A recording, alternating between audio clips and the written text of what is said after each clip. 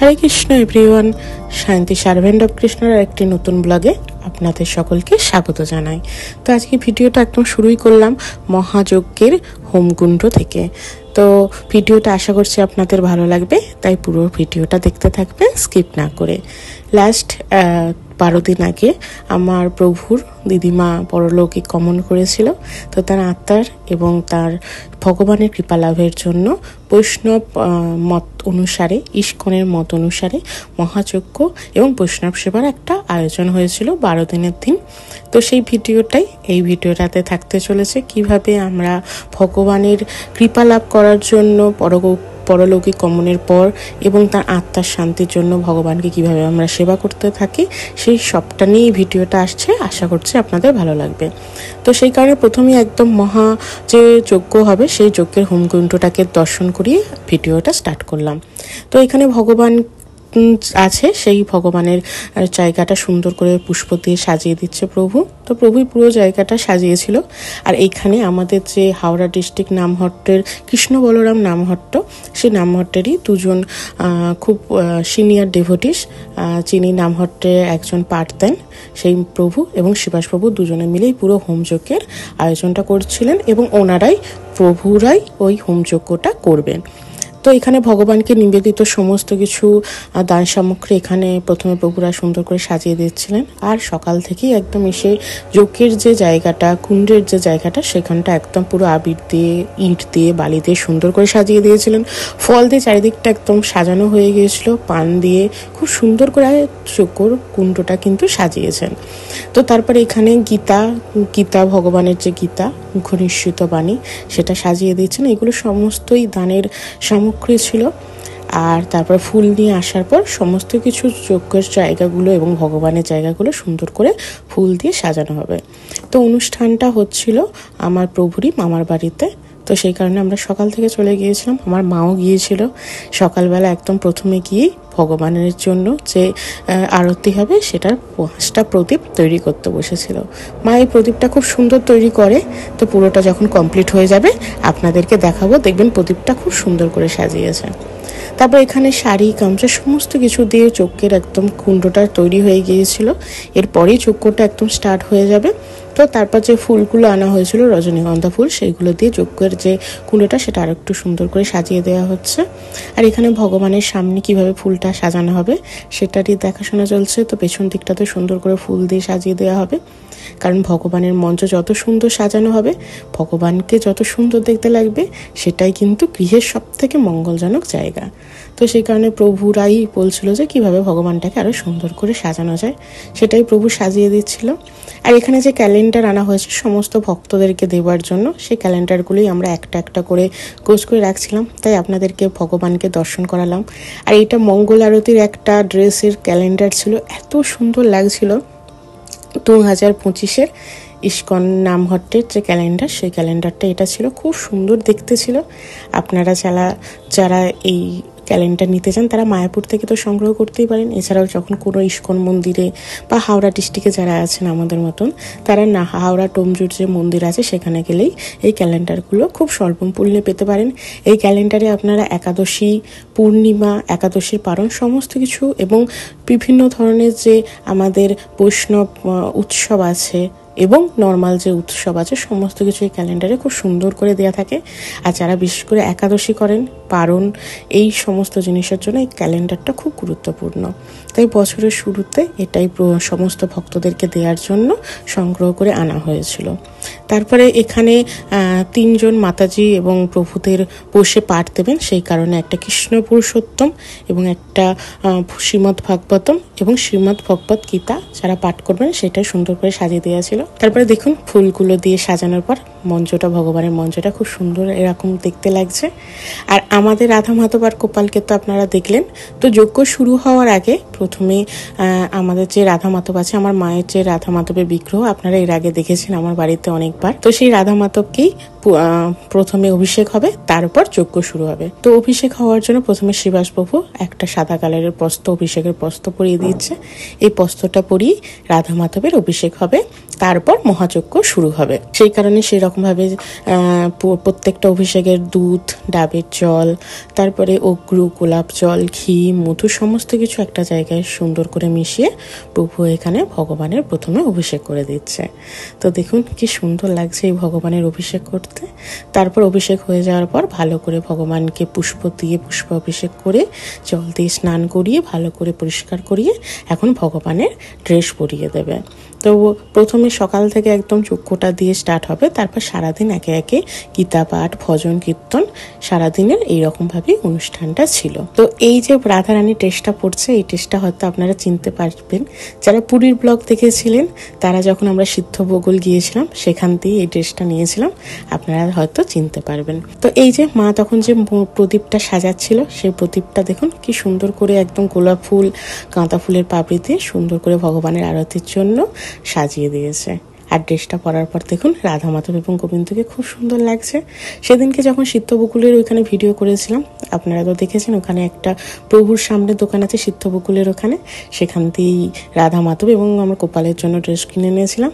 তো এই ড্রেসটা একদম খুব সুন্দর ছিল, একদম অন্যরকম দেখতে ছিল, আর সাইজটাও খুব সুন্দর হয়েছিল। যারা এখনো আমার পুরীর ভিডিও দেখেননি আপনারা অবশ্যই পুরীর ভিডিও দেখে আসতে পারেন, আমি ডেসক্রিপশানে লিঙ্ক দিয়ে রাখবো।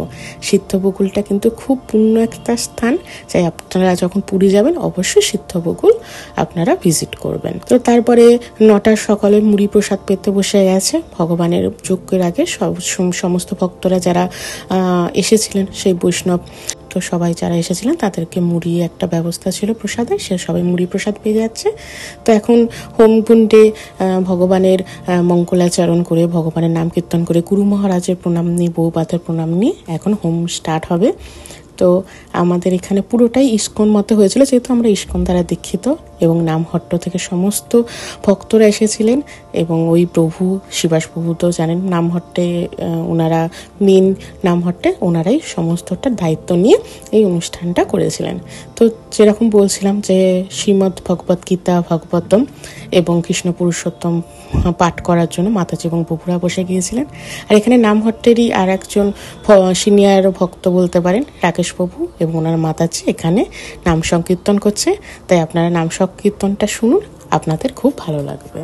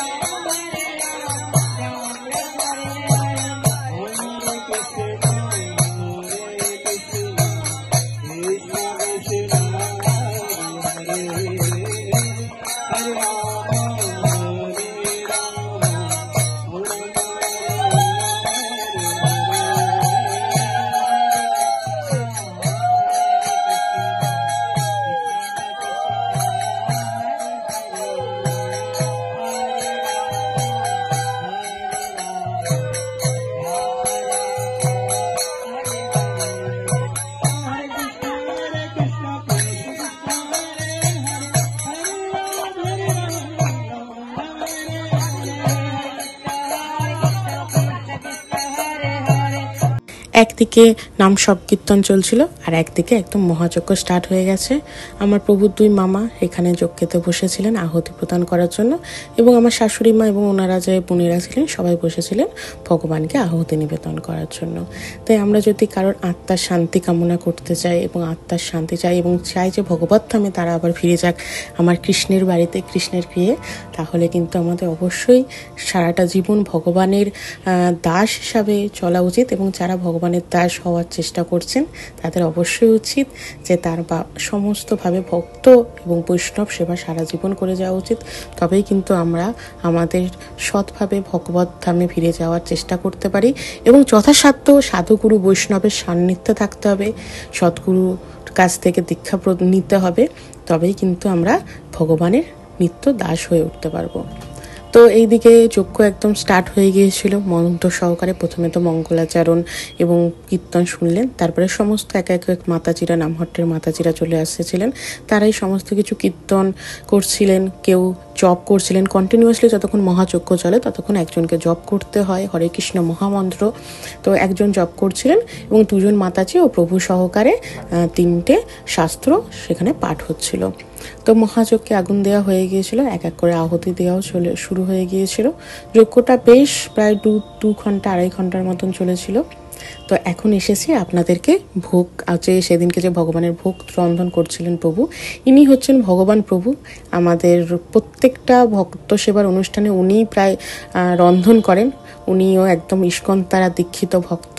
তো উনি এখানে ভগবানের সেদিনকে সমস্ত ভোগ রন্ধন করছিলেন। তো এখানে মাতাজি উনি হচ্ছেন মনিকা মাতাজি। তো ওই মনিকা মাতাজি সমস্ত কিছু রেডি করে দিয়েছিলেন। উনিও নামহট্টের সিনিয়র ডেভোটিস। আমরা তো সবে জাস্ট দীক্ষা প্রাপ্ত হয়েছি, কিন্তু ওনারা বহু বছর ধরে প্র্যাকটিসে আছেন। ওনারা খুব সুন্দর করে ভগবানের নাম কীর্তন করেন। অনেক ভক্তকে ওনারা এই ভগবান সেবার জন্য দাস করে তোলার চেষ্টা করে যাচ্ছেন। তাই ওনারাই সমস্ত কিছু দায়িত্ব নিয়ে একদম ভগবানের ভোগের থালাটাও রেডি করে ফেলেছিলেন। সেদিনকে প্রসাদে ছিল সাদা অন্ন, লাল শাক ভাজা, পটল আলু সবজি, ভেজ ডাল, পনির ছিল, শুক্তো ছিল, বেগুনি ছিল, পাঁপড় ছিল, পরমান্ন, চাটনি এবং মিষ্টি ছিল এবং ভগবানের জন্য দইও ছিল। তো সমস্তটা উনি একদম থালায় রেডি করে দিয়েছিলেন ভগবানের জন্য। তাই ভগবানের ভোগের ওপর একটা কাগজ চাপা দিয়ে শিবাসবাবুই ভগবানের কাছে নিয়ে যাচ্ছেন। উনি ভগবানকে ভোগ নিবেদন করেছেন। তারপরে এই মনিকা মাতাজি সমস্তটা ভগবানের আরতি সংকীর্তন করে দিচ্ছেন। এই আরতিটা হয়ে যাওয়ার পর সমস্ত ভক্তরা আস্তে আস্তে প্রসাদ পাবেন। তো ওইদিকে ভগবানের উনি সুন্দর করে আরতি করছিলেন, আর এইদিকে দুপুরবেলা সে ভগবানের ভোগ আরতির কীর্তন, সেই কীর্তন চলছিল। এবং ভগবানের যেহেতু এখানে আসর, তাই আমাদের সবসময় উচিত ভগবানের কাছে ভগবানের গানের সাথে ভগবানের কীর্তনের সাথে আমাদের সবাইকে হেলে তুলে কীর্তন করা উচিত। তবে কিন্তু আমরা এই দেহরূপী পাপ থেকে মুক্ত হতে পারবো, মায়ার চাল থেকে মুক্ত হতে পারবো। আমরা খুবই কি বলবো ভাগ্যবান যে ভগবান এবং গুরু মহারাজ আমাদেরকে সুযোগ দিয়েছে, কিন্তু হয়তো আমরা সেই রকমভাবে সেই সুযোগটার সদ্ব্যবহারই করতে পারছি না। গুরু মহারাজ অনেক কৃপা করে আমাদের সবাইকে দীক্ষা প্রদান করেছে যাতে আমরা ঠিকঠাক করে ভগবানের সেবা করি, 16 মালা জপ করি। কিন্তু আমি একদমই ক্ষুদ্র প্রায় সম্পন্ন মানুষ, যে আমি ঠিকঠাক করে হয়তো ভগবানের সেবাই করে উঠতে পারি না। তাই আপনারা সবাই কৃপা করবেন যাতে আমি ভক্তিপথে মৃত্যু পর্যন্ত চালিয়ে যেতে পারি এবং ভগবানের সেবা করতে পারি। গুরু মহারাজকে দিয়ে আমরা প্রত্যেকটা যে পদক্ষেপ সেগুলো যেন আমরা চলতে পারি। গুরু মহারাজ অনেক কৃপা করে আমাদেরকে দীক্ষা দিয়েছেন, সেটা যেন আমরা মেনে চলতে পারি। তো মহাযজ্ঞ এদিকে সম্পন্ন হয়ে গিয়েছিল দেখলেন। তারপরে এখানে সমস্ত ভক্তরা সেবা করতে বসেছেন দুপুরের মধ্যাহ্নভোজ। তো ভগবানকে ভোগ নিবেদন করার পর সেই এখন সব ভগবান প্রসাদ পেতে বসেছেন। তো দেখুন, আপনাদেরকে তো আমি মেনুটা কিছুক্ষণ আগে দেখালাম, যে অন্ন ছিল, শাক চচ্চড়ি ছিল, শুক্তো ছিল, ডাল ছিল, পরমান্ন ছিল। তো এখানে মাতাজি প্রভু সবাই মিলে ভক্ত সেবার জন্য সবাই মিলে প্রসাদ দিতে শুরু করে দিয়েছে। আর এখানে সবাই প্রসাদ পেতে বসেও গেছেন। তো সেই যেহেতু ভগবানের প্রসাদ, তাই সম্পূর্ণটা নিচে বসিয়ে প্রসাদ পাওয়ানোর ব্যবস্থা ছিল। হালকা হালকা গরম পড়ে গিয়েছিল, তাই পাখাও চলছিল। আর এখানে আমিও প্রসাদ পেতে বসে গেছি। প্রথমে অন্ন, লাল শাক দিয়ে দিয়েছে, আর এখন দিচ্ছে শুক্তো। তো এই শুক্তোটা পেতে আমার খুব ভালো লাগে। আর বেগুনিও ছিল, বেগুনিটাও দিয়ে দিয়েছে। বেগুনিটা অল্প পেয়েছি, কিন্তু এই গরমকালে শুক্তো প্রসাদ পেতে খুব ভালোবাসে। আর যেখানে এই ভগবান প্রভু রান্না করেছেন, মানে যে রন্ধন করেছেন, ওই প্রভুর নাম ভগবান প্রভু। উনি খুব সুন্দর রন্ধন করেন। আমাদের যখনই আমার বাড়িতে হয়, শ্বশুর বাড়িতে হয় বা মায়ের বাড়িতে হয়, যে কোনো বাড়িতে যখন কোনো ভক্ত সেবা হয়, তখন উনিই রন্ধন করেন খুব সুন্দর করে, খুব ভক্তি সহকারে, খুব শ্রদ্ধা সহকারে ভগবানের রন্ধন করেন। তাই ভগবানের প্রসাদও কিন্তু খুব সুন্দর টেস্টি হয়। তো সবাই সেদিনকে যারা প্রসাদ পেয়েছিলেন বলেছিলেন খুব সুন্দর প্রসাদ হয়েছে। তাই কেউ যখন আপনাদের বাড়িতে ভক্ত সেবা করতে যাবেন, যারা হাওড়া ডিস্ট্রিক্টের মধ্যে আছেন, যদি কোনোদিন কারোর দরকার পড়লে আমাকে জানাতে পারেন, আমি ওনার নাম্বার আপনাদের সাথে শেয়ার করে দেবো। তো এখন পটল আলু সবজি পড়ে গেছে, সেটা দিয়ে এখন প্রসাদ পাচ্ছিলাম।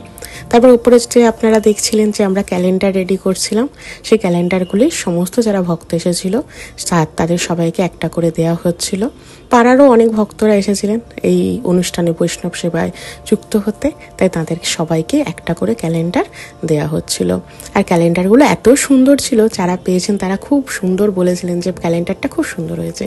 আমার নর্মালি রাজবেশেরই ক্যালেন্ডার আছে, কিন্তু এই মঙ্গল আরতির যে ড্রেস, সেই ড্রেসের ক্যালেন্ডারটা এই বছর খুব ভালো লেগেছিল। তো এই ছিল আমাদের বৈষ্ণব মহাযজ্ঞের ভিডিও। কেমন লাগলো অবশ্যই কমেন্ট করে জানাবেন, ভালো লাগলে একটা লাইক করে দেবেন, আর যারা এখনো সাবস্ক্রাইব করেননি প্লিজ সাবস্ক্রাইব করে দেবেন। দেখাবে নতুন একটা ভিডিও নিয়ে। হরে কৃষ্ণা।